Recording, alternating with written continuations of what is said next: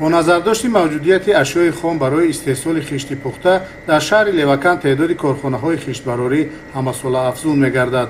این کارخانه نوتأسیس در موضع بکار خوابیده که در آن امکانیت کشت و کار موجود نیست بنیاد گردیده در برابر بلند برداشتن حجم استحصال مساله ساختمانی همزمان چند از ساکنان با کار دائمی تامین گردیدند. خاکایی که در این کارخانه کار می‌گردد از تل و تپه‌های حدود شهر کشانیده شده برای استحصال خشت با صفت خیلی مساعد است.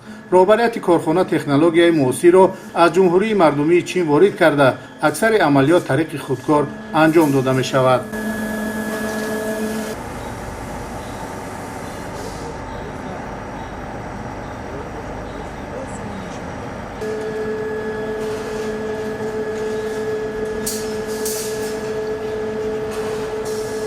کارخانه ما در یک شبانه روز 60-70 هزار دانه خشت پخته استحصال می‌نماید. در کارخانه این حال 20 نفر کار می‌نماید. محصولات استحصال نموده ما صفت خوب داشته، خریدارای خوب دارد.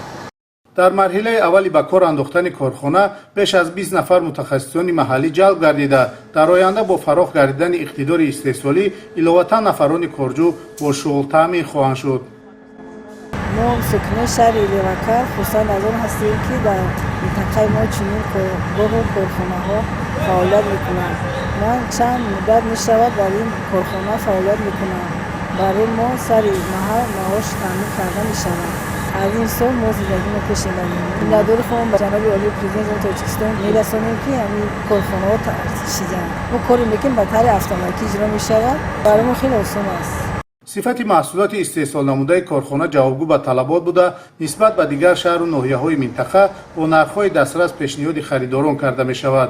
مسئولین تصمیم دارند در آینده وابسته به امکانات در شفت کارخانه باز دیگر کارخانه‌های استحصالی را بنیاد نمایند.